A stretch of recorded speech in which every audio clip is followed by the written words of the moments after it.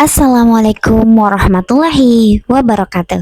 Teman-teman, balik sama aku. Tapi kali ini aku ingin berbagi satu kebiasaan kecil yang benar-benar mengubah caraku menjalani hidup.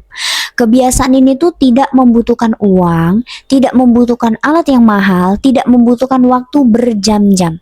Hanya sekitar 10 sampai 15 menit sebelum tidur. Dan justru di waktu itulah aku belajar mengosongkan pikiranku, menyerahkan semuanya kepada Allah, lalu tidur dengan hati yang jauh lebih tenang. Mungkin ada di antara kita yang setiap malam itu mungkin sulit tidur, badan sudah lelah tapi pikiran masih berjalan kemana-mana, memikirkan hutang, memikirkan pekerjaan, memikirkan masa depan, memikirkan perkataan orang. Semakin dipikirkan, kita semakin gelisah. Padahal tubuh kita ini ingin istirahat. Kalau kita sering merasakan itu, cobalah lakukan kebiasaan yang aku ceritakan ini. Ini itu bukan cara instan untuk menghilangkan semua masalah kita. Masalahnya mungkin masih ada, tetapi hati kita bisa menjadi lebih siap menghadapinya. Dan itu yang aku rasakan sendiri, teman-teman. Di saat kita sudah masuk kamar ya, hal pertama yang harus kita lakukan adalah berwudu. Kalaulah tidak memungkinkan untuk berwudu, setidaknya membersihkan wajah, tangan, dan kaki. Kenapa? Karena kita inginkan mengakhirinya itu dalam keadaan yang bersih gitu. Itu maksudnya. Bukan hanya badan yang bersih, tetapi kita juga ingin menyiapkan hati untuk lebih tenang. Nah, itu dia. Setelah itu, aku meletakkan handphone. Nah, kita letakkanlah handphone. Kita matikan layar, tidak membuka sosial media, tidak membaca komentar, apapun itu, stop. Tidak melihat berita. Kenapa mematikan handphone? Karena aku tidak ingin memenuhi pikiranku dengan hal-hal yang membuatku semakin gelisah sebelum tidur. Itu dia. Dan teman-teman, lalu setelah itu apa yang aku lakukan? Aku mengambil satu buku kecil. Aku menyebutnya itu bukan sekadar jurnal. Aku menyebutnya itu kayak buku curahan hati kepada Allah. Di buku itu aku menulis. Aku menulis rasa syukurku pada hari itu gitu. Aku menulis apa yang sedang aku rasakan. Aku menulis doa-doaku, keinginanku. Misalnya nih ya, contoh. Ya Allah, aku ingin membahagiakan orang tuaku. Ya Allah, mudahkan pekerjaanku. Ya Allah, lapangkan rezekiku. Ya Allah, kuatkan hatiku. Aku tidak membatasi hanya 3 keinginan, banyak teman-teman.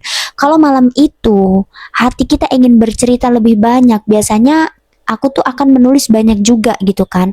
Nah, itu tuh bukan sekedar tulisan, tapi tempat menuangkan isi hati yang mungkin tidak bisa aku ceritakan kepada siapapun. Dan setelah selesai menulis, aku menutup buku itu, lalu aku duduk dengan tenang. Aku menarik nafas perlahan, kemudian aku mengucapkan Astagfirullahalazim, pelan-pelan, tidak terburu-buru.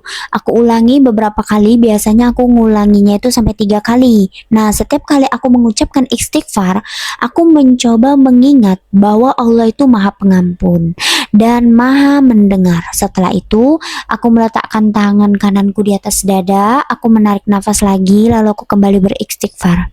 Itu bukan karena jumlahnya ya, tapi karena aku ingin hatiku tuh benar-benar mengingat Allah saat ingin tidur gitu, saat sebelum tidur. Dan teman-teman, di momen itu aku tuh mengucapkan rasa syukur. Ya Allah, terima kasih atas hari ini. Terima kasih karena Engkau masih memberiku kesehatan. Terima kasih karena Engkau masih menjagaku. Terima kasih karena Engkau tidak pernah meninggalkanku. Lalu aku berdoa, ya Allah, kalau besok Engkau izinkan aku bangun, jadikanlah besok hari yang penuh kebahagiaan, keberkahan, kemudahan, ketenangan hatiku. Bimbing aku dan langkahku, dan jadikan aku hamba yang lebih baik daripada hari ini. Nah, kemudian aku selesai. Setelah aku mengingatkan diriku sendiri ya, jadi aku memilih untuk bersyukur teman-teman. Aku memilih untuk tetap berharap kepada Allah dan aku percaya Allah itu sedang menyiapkan yang terbaik. Kalimat itu tuh membuat aku tuh tidur dengan hati yang lebih ringan. Bukan karena semua masalah langsung selesai ya, tapi kita ingin meringankan semuanya. Tetapi Saat kita memikul semuanya dan setelah kita serahkan semuanya kepada Allah, itu jadi ringan kan teman-teman. Dan setelah itu jangan buka HP lagi. Tidur tenang, biarkan pikiranmu beristirahat. Karena seringkali kita membuat diri kita itu sulit tidur, bukan masalahnya, tapi informasi yang terus kita masukkan ke kepala sebelum tidur. Berikan kesempatan kepada hati kita, hatimu, untuk benar-benar tenang, lalu tidurlah. Keesokan paginya saat bangun, jangan langsung mengambil handphone. Coba ambil buku, coba sholat ya, dan baca lagi yang kemarin kita udah tulis. Ingat lagi tentang rasa syukur, tentang doa, tentang harapan, lalu awali dengan hari dengan mengucapkan Alhamdulillah ya Allah, bimbing aku menjalani hari ini. Gitu teman-teman. Dan teman-teman, aku sudah membiasakan rutinitas ini, dan yang aku rasakan itu bukan berarti hidupku menjadi tanpa masalah ya. Tapi aku tuh kayak seperti punya harapan, punya mimpi, punya ketenangan tanpa harus ada rasa khawatir dalam hidupku. Aku tuh jadi jauh lebih menerima keadaan. Saat keinginanku belum tercapai, aku tidak lagi merasakan dunia itu berakhir. Saat ada orang yang menjauh, aku tidak langsung tenggelam dalam kesedihan. Aku belajar berkata, mungkin Allah sedang mengajariku sesuatu. Dan aku percaya setiap penundaan yang Allah berikan selalu memiliki hikmah teman-teman. Dan keyakinan itulah yang membuatku lebih tenang menjalani hidup. Dan teman-teman, kalau malam ini kamu sedang banyak pikiran, jangan bawa semua beban itu sampai membuatmu sulit tidur.